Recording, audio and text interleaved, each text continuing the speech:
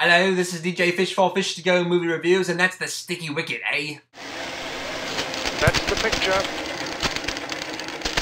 I know, my accent sucks. You don't have to be so harsh. But welcome to my 100 Days, 100 Movies Challenge anyways. A place for my movie reviews and not making fun of how bad I try my geographical dialects. And you've come on day 59. Man, I can't believe you really reached this far. To be honest, I thought I'd have a real job by now. Kinda like the guys in today's movie. But if this were my dream, I would make this my job. If only it were possible. There's always hope! And then there's infinite sadness. So today's movie was recommended to me via the comments on my channel. Why, thank you, sir. Apparently this is a major cult classic from Britain from the same director who made the most recent film, The Rum Diary. And now I understand why he made that film. This is 1986's Withnail and I. Interesting title, interesting choice, and an interesting trailer. To a delightful weekend in the country.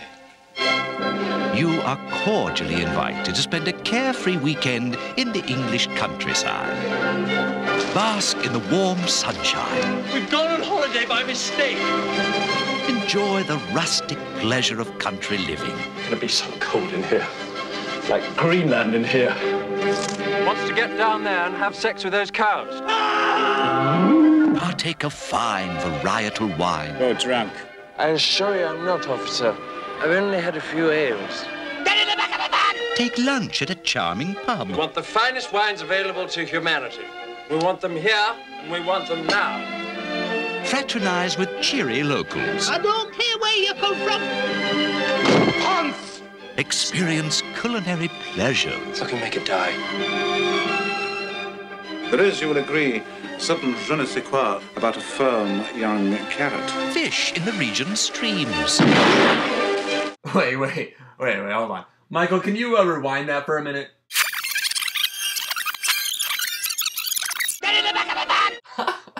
This is quite a ballsy comedy. Withnail and I is about the exploits of two out-of-work actors in Camden, England in 1969. Withnail is the more rambunctious one, and I? He's never actually given a name in the credits. He is the much more timid and reasonable one. What a perfect mismatched pair. They decide they want to take a little holiday from all the stress by spending their time in a country cottage. Except that it's owned by Withnail's rather flamboyantly gay Uncle Monty, played here by none other than Richard Griffiths. You know, Vernon Dursley.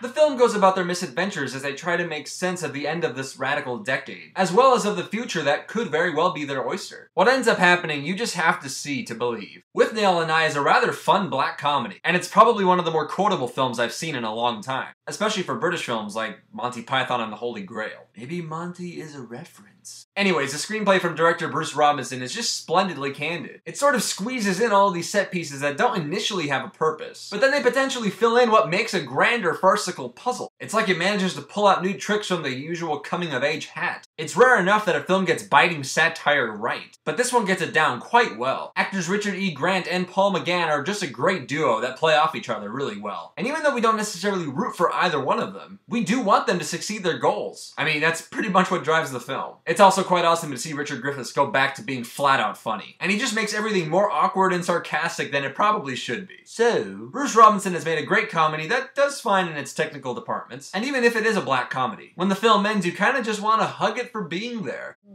I'd give Withnail and I an I-, or A-. I mean A-. If you have seen Withnail and I before, and I kind of assume you already have because it is considered a cult classic, I'd like to know what you thought about it. Did you love it? Hate it? And why? Leave one of those comments down below, and if you'd like any of my reviews or would just like to continue on my 100 Days, 100 Movies challenge, then you can subscribe. I certainly thank the person for this recommendation, guys. There's 41 more days to go, so I want to see more of those movies. Keep them coming! Don't forget one of these guys. And once again, I'm DJ Fish for Fish to Go Movie Reviews. Movie reviews on the go. That's the picture.